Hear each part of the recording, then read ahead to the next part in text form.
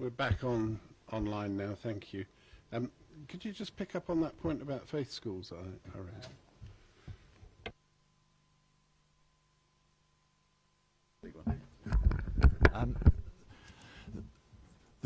The question is whether faith schools actually provide a better quality of education for their children rather than schools without a faith. And there's been a lot of research done about this nationally, and basically the research shows two things: that some researchers say it is better, and some researchers say it isn't better. So I don't know what conclusion I draw out of that, other than I think it is very difficult to control all the variables here, and there is a strong sense that in a way there is a kind of notional selection of children, not necessarily by academic ability, but there is a kind of hidden selection process at play. So I'm not sure if all schools across Hampshire were suddenly given a faith bearing, that faith designation, that the 5 A's to C would go up 5%. I think it's more complicated than that. Could I come back to there was another point about gender difference that was made, and yes, looking at the results by gender is an activity that we need to do. I'd make a point about gender that has always interested me as an ex-science teacher, because in the dim distant past, when I was a science teacher, the issue was always around girls' underperformance in science. Come on, you science teachers, get your act together, you've got to teach better so that girls do better in science. And what actually happened, and what has happened now, is girls do better in science than boys. Is that a result of better teaching? Well, I would maintain that actually it's related to the whole kind of assessment regime that's in place. That I think there's a body of evidence that shows that when you have more continuous assessment built into your assessment regime, that seems to enable girls to do better than boys. If you have an assessment regime which is more heavily determined by terminal examinations, so the big 2-hour exam, that's when boys seem to do better. And the general move at the moment is towards more terminal assessment rather than continuous assessment. So my guess is going to be that whilst at the moment we hear a lot about boys' underachievement, I'm just wondering whether in 5 years' time, and we kind of came together and we reconvened this meeting, whether it might be that we were talking about girls' underachievement. So one of the variables in it is actually the assessment regime, and we've just got to be careful about the conclusions that we draw, I think. But your point is a good one. We need to look at this data by gender and see if there are any issues that we can determine from that. Thank you. Councillor Frost. Thank you, Chair. First of all, I'd just like to say congratulations to all students who, the past year, have attained educational results through the system in the borough. But I'd like to just go back to a point that I'm sorry, I don't know the gentleman's name. Sorry, that Mr. Hardcastle was making at a meeting when he attended, speaking to headmasters, wanting to know exactly what it was that teachers got from working in the Basingstoke area. You very nicely led up to the question, but you didn't answer the question. If you'd like to give us an answer, that'd be fantastic. Yes, it would be fantastic. It was very much a sense of homework that I set the head teachers, so that I'm due to meet with them again at the end of the month, and they couldn't come up with an answer straight away, and they felt they needed a little bit more time to kind of reflect on it. So we'll wait and see what comes from that. Yes, I will mark it.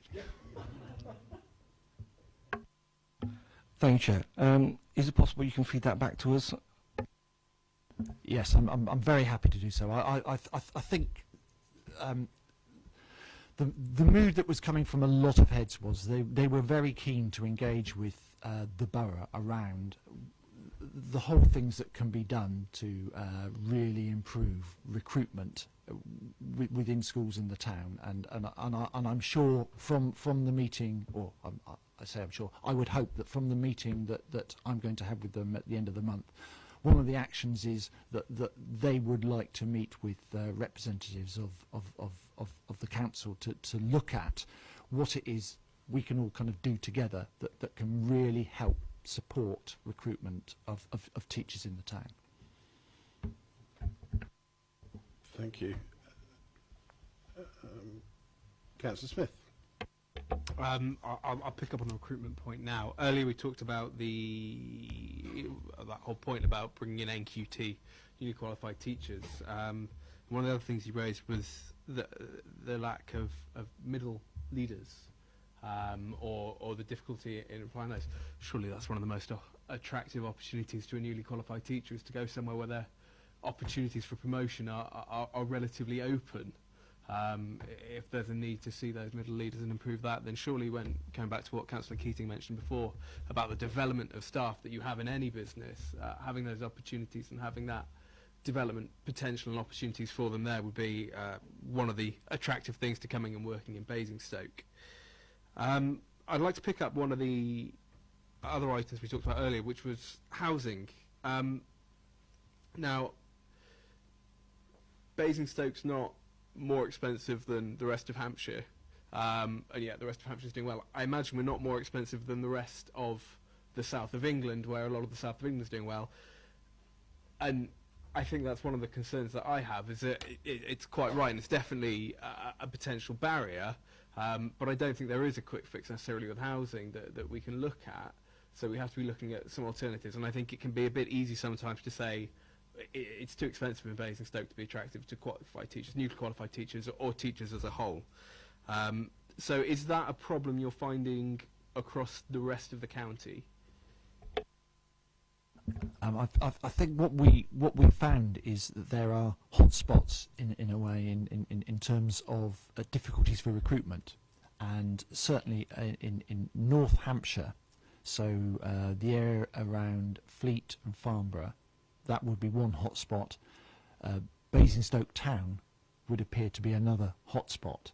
Now, whether that's linked to property prices or not, all I can do is go on what I am being told by head teachers, and you know, I support them in their view where they're saying that it seems to be more difficult to recruit teachers in the northern part of the county compared to the southern part.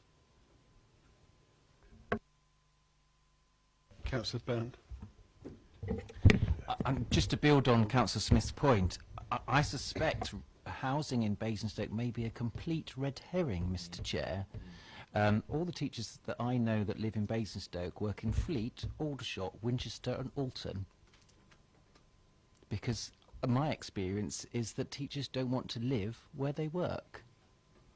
And as do many professionals, they don't want to work and live in the same catchment, and I suspect it's much deeper than that, and I do wonder whether there may be other issues that we need to look at that get underneath the skin of that, because I think it's very easy to make that simple connection when it's not there when you look at the evidence. Yeah, I think it's like with all these things, it's not going to be as simple as provide lots of housing and people will come. There will be a broader range of issues, I'm sure, but you know, the substantive point is I think there's a key piece of work to do there, and I think it would be really good if we can all work together on you know, with schools to really try and do what we can to improve the recruitment into schools. I think Basingstoke's ideally suited for that, isn't it? With the increase in numbers of houses and the people that are likely to start coming here. I mean, we are beautiful Basingstoke, the cultural centre of the Central South. Don't forget that. Who's next? Councillor Miller. Same topic. I speak to a lot of the teachers at both the schools of which I'm a governor, and they commute in. It's a corollary. It's very surprising, and some of the distances make my jaw drop, and they're more than happy. There's no desperate thing. Nobody approaches me, oh, you live in Basingstoke, what's the housing? No, that never enters the conversation. Oh yes, I live on the south coast. I live near Bournemouth. They're quite happy to commute in. So I agree with you, piece of work. I don't know the Data Protection Act, but you can ask the schools, you know, got some postcodes of your teachers. Just have the postcode, because that'll tell you. It's not declaring any sensitive information, but just like to share that. Thank you. Councillor Golding? Thank you. I would agree. Having been a key worker myself, I work for a charity now, so I don't count. When I was in my first job, permanent housing was the last thing on my mind. What probably was first and foremost was how much I was going to get paid. And what I do believe probably works against Hampshire is that Surrey is right next door and falls in London waiting, and they get paid more. And if you're willing to travel, why would you work in Basingstoke when you can travel a little further and get paid more for doing the same job? And that brings me right back to the whole kind of USP, that what is it that you will get from working in Basingstoke that Surrey just could not offer? And I think that's why the heads couldn't give me an answer straight away, and felt the need to go away and think about that. But that's the bit for me to crack. You know, what is it that you'll get in terms of teaching experience that you couldn't get in Surrey, that would make up for whatever it is, £800? I just have to tell them the value of living in the wonderful town of Basingstoke. I mean, if you want us to give you a brief on that, I'm sure we could manage that. I think it'd be worthwhile. I know a number of people would be interested.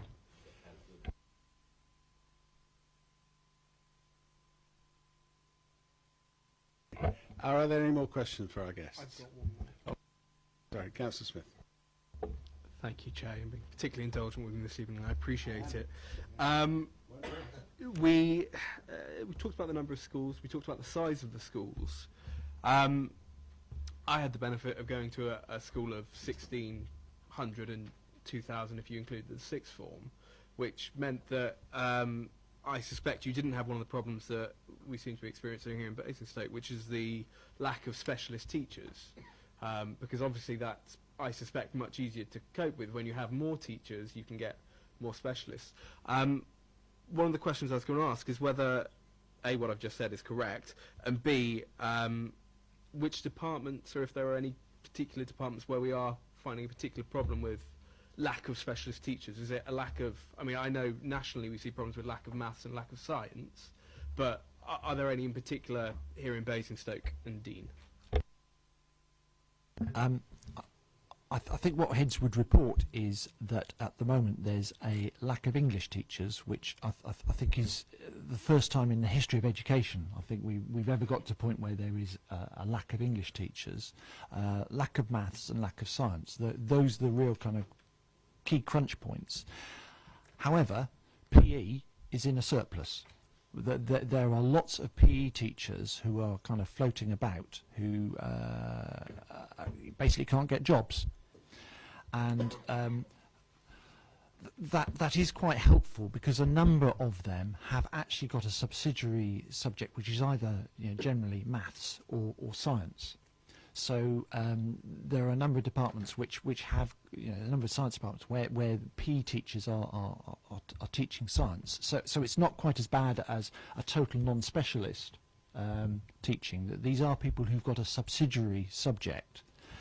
And the other helpful thing that a PE teacher generally brings is they kind of know how to teach. They are because of having to work on a field. You have to be, you have to have a certain presence and a certain character, and you've got to be, strong with control. And I was talking to our science inspector recently, who was saying actually there are a lot of PE teachers who are far better communicators and teachers of science than science teachers, bizarrely. And he wasn't quite getting to the point where he was saying, I've had enough of science graduates coming in and failing to communicate with people and give me a PE teacher any day. But I wouldn't want to say all is lost just because you've got to have your some of your departments staffed by kind of PE teachers. These are skilled people. Thank you. Any more questions? Are you sure? I don't want them to leave and, you know, you say, well, I wish... No, okay. Thank you very much. Yeah, I'll get there. Thank you for reminding me of that, Councillor Miller. Yeah, it is a big thank you from us, because it's really good of you to come out for so long. We've picked up on your selling point and retention, and we'll certainly make Basingstoke a more pleasant place for people to come to. Thank you for the data. Thank you for sharing confidential data with us, and we recognise that we'll be able to talk about that publicly in a couple of weeks' time. It's good to see Basingstoke and Dean's performance against national and county, and it's not a bad story. It's quite a good story, in fact. Thank you for the issues of attainment and progress, which is a difficult concept for people to understand, but I think we managed tonight quite well. Naturally, we're concerned about recruitment and retention, and I'm sure we'll come back to that, maybe not at this committee, but one of the others. Particularly thank you to Jean and David for coming. It's a huge amount of info to walk in and talk about with such enthusiasm, which is, I think, what I noted particularly tonight. There was an enthusiastic element to what is not always the best story in the storybook. So thank you both very much indeed.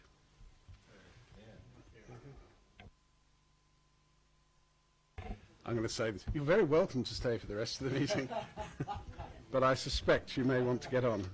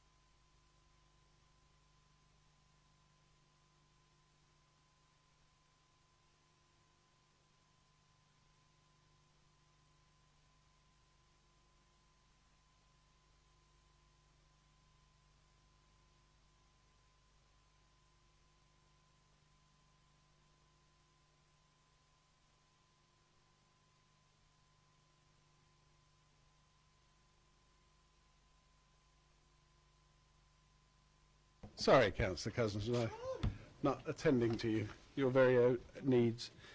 Item 6 then, everybody. We won't be long now. GP Services Healthcare Task Group Update. Stefan, do you want to say something about that? So the GP Healthcare Services and Task Group basically sent a list of 9 questions to the CCG, who hopefully should be coming in March. and they are around kind of, the main issue was future GP provision was the questions.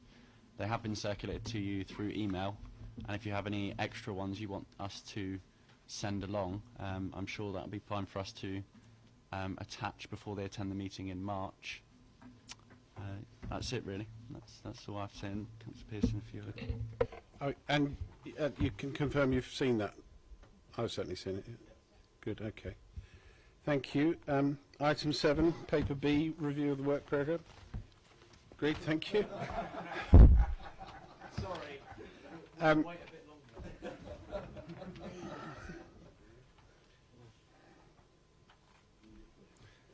From my own party. Exclusion of the we won't bother with that. Are there any other items? No, thank you very much. Good evening, meeting closed.